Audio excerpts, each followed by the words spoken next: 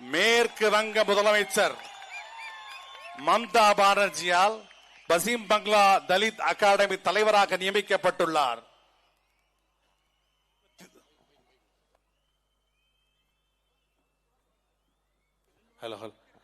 சமீபத்தில் ஐயா அவர்கள் சட்டமன்றத்தில் பேசும் பொழுது கர்நாடகாவில் இருப்பது போல மேற்கு வங்கத்தில் பெங்காலி கொடி கட்ட வேண்டும் என்பது இந்திய ஒன்றிய ஊடகங்களின் விவாத பொருளாக மாறியுள்ளது.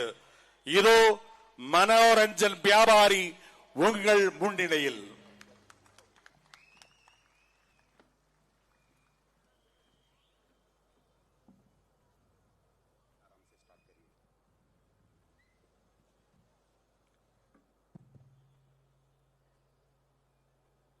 हम बांगाली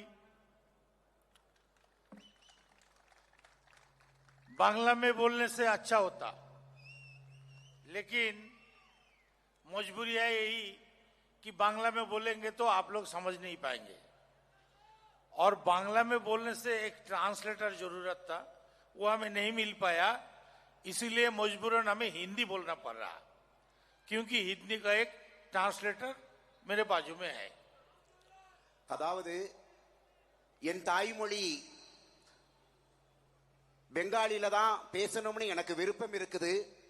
ஆனால் அந்த தாய்மொழியில் பேசினால் இங்கே சரியாக எல்லாருக்கும் புரியாது என்ற ஒரே கருத்தின் அடிப்படையில் நான் ஹிந்தியில் பேசுகின்றேன். ஏனென்றால் நான் ஹிந்தியில் பேசுவதை தமிழில் உங்களுக்கு எடுத்து சொல்வதற்கு என் கூடையே ஒருத்தரை அழைத்து வந்திருக்கின்றேன். அதனால அன்பு நண்பர்களே, தோழர்களே, நீங்கள் அழகாக கேட்டுக்கொள்ளுங்கள்.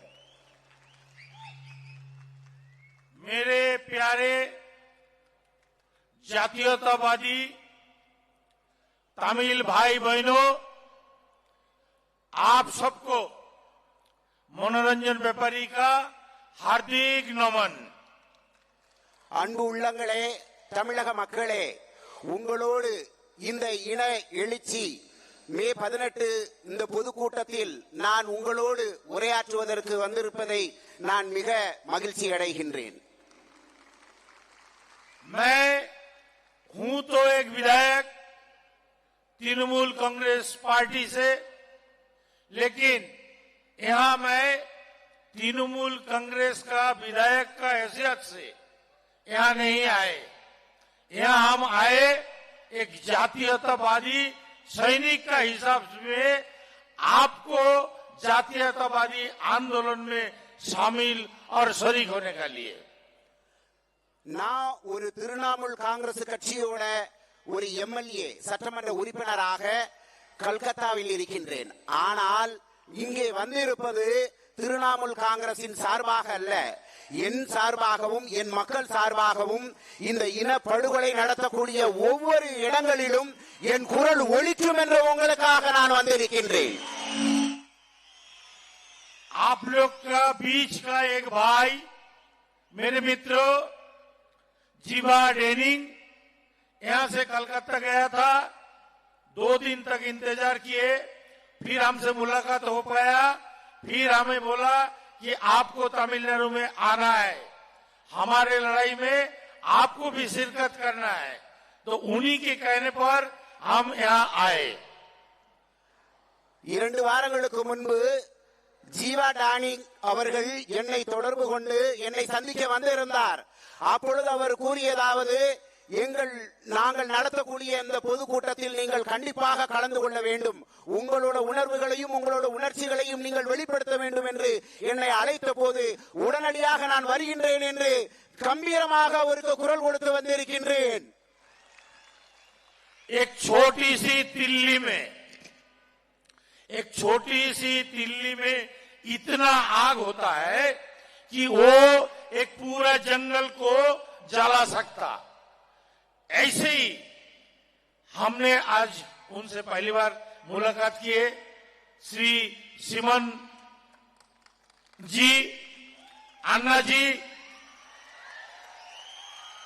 हम बंगाली जातीयतावादी ओर से उनको नमन करते हैं कि उनमें जो उनका मन का अंदर में जो आग था, इतने लोगों में उन आग को बिखरा दिया.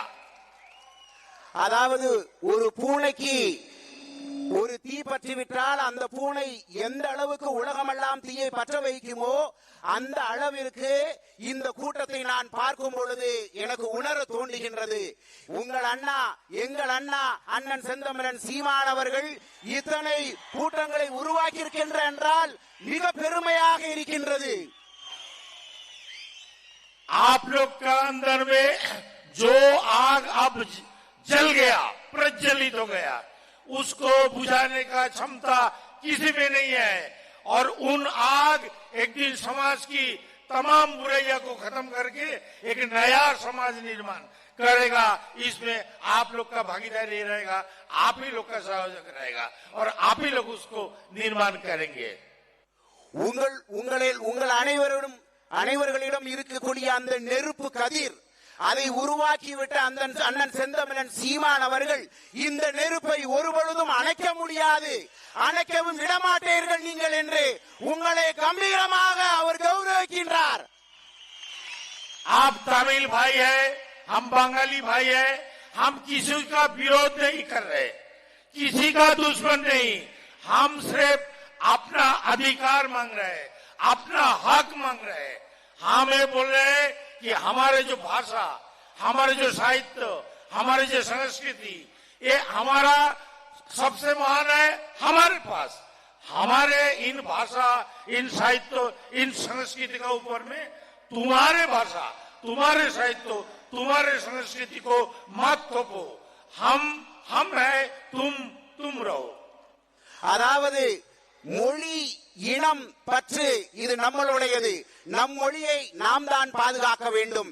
நான் பங்காளியாக இருந்தால் சரி, நான் பங்காளி பாஷை தான் பேச வேண்டும். நான் தமிழனாக, நீங்கள் தமிழராக இருந்தால் சரி, தமிழ் பாஷை தான் பேச வேண்டும்.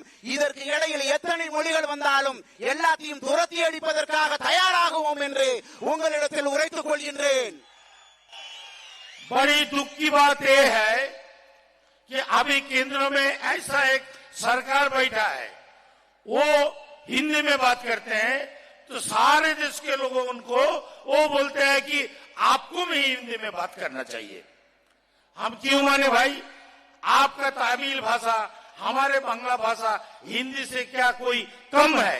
तो फिर हम उसको क्यों महान माने और आपने को क्यों नीचा, क्यों छोटा माने? மத்திய ஒன்றிய அரசு ஹிந்தி என்ற ஒரு மொழியை திணித்துக் கொண்டிருக்கின்றது. அந்த இந்தி திணிப்பை ஒருபொழுதும் நாம் ஏற்றுக்கொள்ள முடியாது. ஏனென்றால் நமக்கென்று ஒரு மொழி இருக்கின்றது, நமக்கென்று ஒரு தாய்மொழி இருக்கின்றது. நான் என் மொழியில் பேசுகின்றேன், நீங்கள் உங்கள் தமிழ் மொழியில் பேசுகின்றீர்கள். இதற்கு இடையில் ஹிந்தி எதற்காக? இந்த ஹிந்தியை ஒருபொழுதும் நாங்கள் ஏற்றுக்கொள்ள மாட்டோம் என்று உங்களிடத்தில் உரைக்கின்றேன். भारत एक यूनाइटेड स्टेट है, 28 प्रदेश है, 8 ऐसे अंचल है, क्षेत्र है जो केंद्र शासित है। हर एक का अपना साहित्य, संस्कृति, रहन सहन, खाना पीना भिन्न भिन्न प्रकार के होते हैं। हम मछली खाते हैं, चावल खाते हैं बंगाली, आप कुछ और खाते हैं, कोई निरामिष खाते हैं, शाकाहारी। हमारे खाना आप पसंद नहीं करते हैं, मत खाइए। आपके खाना हम पसंद नहीं करते, हम खाएंगे नहीं। लेकिन ये आप नहीं बोल सकते कि हम जो खाते हैं आपको भी वही खाना पड़ेगा। ये तो जुल्म है सरासर। இந்தியாவில் 28 மாநிலம் இருக்கின்றது, 8 யூனியன் பிரதேசம் இருக்கின்றது. 28 மாநிலங்களும் 8 யூனியன் பிரதேசங்களிலும் வாழக்கூடிய மக்கள் ஒன்றாகவா இருக்கின்றார்கள்? நீங்கள் சாப்பிடக்கூடிய உணவை நாங்கள் சாப்பிட முடியுமா? நாங்கள் சாப்பிடக்கூடிய உணவை நீங்கள் சாப்பிட முடியுமா? இப்படி பல்வேறு கலாச்சாரங்கள், கட்டுப்பாடுகள் எல்லாம் வெவ்வேறாக இருக்கும் பொழுது எப்படி ஒரே நேஷன், ஒரே இந்தியா, ஒரே தாயும் ஒரே மொழி என்று எப்படி இவர்கள் சொல்ல முடியும்? இதை ஏற்றுக்கொள்ள முடியாது. आप लोग को मालूम होगा, थोड़े दिन पहले विधानसभा में हमने एक मांग किया था। हमने ये बोला था कि बंगाल के लिए, पश्चिम बंगाल के लिए अलग से एक झंडा होना है। इस पर बहुत छिड़ गया, तमाम बीजेपी के बड़े बड़े लीडर हम पर कूद पड़े। आप लोगों ने संविधान पढ़े होंगे तो देखे होंगे उस पे लिखा है कि हर स्टेट अलग झंडा रख सकता है। उन झंडा के अंदर, उन झंडा के साथ हमारे स्वाभिमान जुड़ा हुआ है, हमारे संस्कृति जुड़ा हुआ है, हम रख सकते हैं। लेकिन वो झंडा हमारे जो राष्ट्रीय झंडा है, राष्ट्रीय जो ध्वज है, उसको अपमान न करे, उससे थोड़ा नीचे रहे, छोटा रहे, वो झंडा बन सकता है। लेकिन ये लोग झंडा हमारे अपने प्रदेश के लिए देना नहीं चाहते। ये बोलते हैं कि आज झंडा बनेगा, काल करेंसी बनेगा, परसों बोलेगा हमारे अलग एक राष्ट्र होना है। ये जो बात वो लोग बोल रहा, असल में हमारे जो झंडा की मांग, हमारे जो स्वाभिमान के मांग, अस्मिता के मांग, इस मांग को वो लोग दबाना चाह रहे हैं। हम लोग जैसे मांग किया बंगाल के लिए, आप भी तमिलनाडु के लिए अपना झंडा का मांग कर सकते हैं, क्योंकि झंडा गोवा में है, मणिपुर में है, कर्नाटक में है, तो फिर तमिलनाडु में क्यों नहीं होगा, बंगाल में झंडा क्यों नहीं होगा? கொஞ்ச நாளைக்கு முன்னாடி கல்கத்தா சட்டசபையில் நான் சென்றிருந்த பொழுது, கல்கத்தா வெஸ்ட் பெங்காலுக்காக தனியாக ஒரு கொடி வேணும், எங்கள் தேசத்திற்காக ஒரு கொடி வேணும் என்று நான் உரைத்திருந்தேன் சட்டசபையில். அதேபோல் இந்த தமிழ்நாட்டுக்கும் ஒரு கொடியை நீங்கள் உருவாக்க வேண்டும். தமிழக கொடி என்று நாம் இதை உருவாக்கி இந்த உலகத்திற்கு சமர்ப்பணம் செய்ய வேண்டும். வரலாற்றில் எழுதப்பட்டிருக்கின்றது, ஒவ்வொரு இனத்திற்கும் ஒவ்வொரு கொடி இருக்க வேண்டும் என்று வரலாற்றில் எழுதப்பட்டிருக்கின்றது.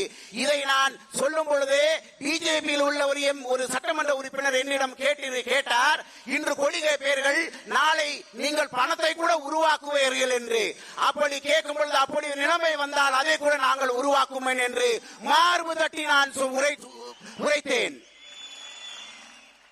ये जो तमिलनाडु है, यहाँ के जो निवासी लोग हैं, ये कभी अन्याय सहन नहीं करते, ये कभी अपने को बेचते नहीं, ये जाति बिकाऊ नहीं है और बंगाली भी बिकाऊ नहीं है।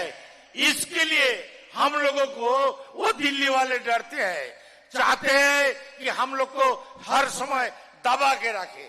बहुत दिन हो गया, बहुत दबा के रखा, लेकिन ये जो जमा बेरा, इतने लाखों को लोगों की तादाद जो यहाँ हम देख के जा रहे हैं, बंगाल में भी ऐसे एक तादाद जमा हो गया है। अब हम लोग को कोई नहीं दबा सकता, हम लोग लड़ेंगे और अपना अधिकार को हम लोग छीन के लेंगे। டெல்லியில் இருக்கக்கூடியவர்கள் நினைக்கலாம், நம்மளை நம் இனத்தை மொழி வாரியாகவும் ஜாதி வாரியாகவும் மத வாரியாகவும் பிரித்து விடலாம் என்று. ஆனால் தமிழர்களாகிய நீங்கள் ஜாதி மாற்றத்தில் இருந்து, மத மாற்றத்தில் இருந்து ஒற்றுமையாக தமிழ் இனமாக நீங்கள் வாழ வேண்டும். அதே போல் பெங்காலில் இருக்கக்கூடிய நாங்களும் அதே நிலைமையில் நாங்கள் வாழ்ந்து காட்டுவோம். அப்படி வாழ்ந்தால் மட்டுமே நம்மளை ஒருவர் கூட கை திரும்பி கூட பார்க்க முடியாது அப்படிங்கறதை உங்களிடத்தில் நான் உணர்த்துகின்றேன். आप लोग का लड़ाई जब भी जरूरत होगा हम लोग को बुलाइएगा, हम लोग आएंगे और आप लोग को हम लोग बुलाएंगे। अन्ना जी, श्री सीमंत जी ने बोला कि हम लोग का लड़ाई का, आंदोलन का मदद करेंगे, समर्थन करेंगे और आप लोग को भी जरूरत पड़ेगा तो हम लोग आएंगे। ऐसे ही पूरा इंडिया में वो लोग तो सिर्फ 5 स्टेट है, बिहार, यूपी, राजस्थान, गुजरात और मध्य प्रदेश, बाकी ऑल स्टेट वो तो हमारा है, जातीयतावादी का है। हम लोग उसको मनमानी चलने नहीं देंगे। हम लोग एकजुट होकर के, एक साथ होकर के मिलकर लड़ेंगे और उनको हराएंगे। அதாவது நம்ம மொழி வாரியாக வித்தியாசமாக இருந்தாலுமே என்னைக்குமே ஒவ்வொரு விஷயங்களையும் நம்ம ஒற்றுமையா இருக்கணும். உங்களுக்கு ஒரு பிரச்சனை என்றால் எங்களை அழையுங்கள். கல்கத்தா பெங்காலிலிருந்து நாங்கள் வருகின்றோம். எங்களுக்கு ஒரு பிரச்சனை என்றால் நாங்கள் உங்களை அழைக்கின்றோம். நான் ஏற்கனவே அண்ணன் சீமானிடம் சொல்லிவிட்டேன், அடுத்த முறை கல்கத்தாவில் ஒரு கூட்டம் நடத்த போகின்றேன், அந்த கூட்டத்தில் நீங்கள் பங்கேற்க வேண்டும் என்று அவரும் உறுதியளித்திருக்கின்றார். இப்படி நாம் ஒற்றுமையாக, அதாவது இந்தியாவில் உள்ள எல்லா மாநிலத்திலும் ஒரு 5 மாநிலம் மட்டும்தான் நம்மளோடு ஒன்று சேராது, பாக்கி எல்லா மாநிலங்களும் ஒன்று சேரும். அந்த 5 மாநிலம் தான் மகாராஷ்டிரா, குஜராத், மகாராஷ்டிரா, குஜராத், மற்ற உத்தரப்பிரதேசம், பீகார், அதை அடுத்து உள்ள மாநிலம், இந்த 5 மாநிலங்கள் மட்டும்தான் ஒன்று சேராது. ஆனால் பாக்கி எல்லா மாநிலங்களும் ஒன்று சேர்ந்து நாம் நமக்கான கடமைகளை நாம் நிறைவேற்றுவோம் என்று உங்களோடு உரையாற்றிக் கொள்கின்றேன். हमारा जो बोलना था हमने बोल दिया, जो नहीं बोल पाया वो भी आप समझ गए। आप और हम सब एक है। हमारे अंतिम बात समाप्त करने से पहले हम फिर से एक बार उन महान श्री अन्ना जी, श्री सीमोन साहब को तहे दिल से नमन करना चाहता हूं कि उन्होंने जो आग जलाया ये कभी बुझेगा नहीं। और यहां से मैं इस आग को लेकर के बंगाल जा रहा हूं, वहां जा करके आप लोग को लड़ाई के बारे में, आंदोलन के बारे में बताऊंगा। और एक दिन इतना बड़ा जमायत करके हम वहां सीमोन साहब को ले जाएंगे, अन्ना जी को ले जाएंगे। इतनी बात के साथ हम हमारे बात समाप्त कर रहे हैं। जय तमिल, जय बांग्ला। அதாவது இவ்வளவு தூரம் நான் என்ன பேசுறேன் அப்படிங்கறது உங்களுக்கு புரிஞ்சிருக்கும்னு நினைக்கிறேன். நீங்க என்ன பேச சொல்ல போறீங்கன்னு உங்க மனசுல தெரிஞ்சிருக்கும். அதனால வரக்கூடிய காலத்துல அண்ணன் சீமானை கல்கத்தாவுக்கு நாங்க வரவழைத்து கௌரவப்படுத்தி மக்களுக்கான ஒற்றுமையை நாங்கள் நிலைநாட்டுவோம் என்று உறுதி கூறி விடைபெறுகிறேன். நன்றி, வணக்கம், வாழ்க தமிழ். உணர்ச்சிமிகு உரையாற்றிய ஐயா அவர்களுக்கு நன்றி. ஐயா அவர்களுக்கு அண்ணன் செந்தமிழன் சீமான் அவர்கள் நினைவு பரிசினை இப்பொழுது வழங்குவார்.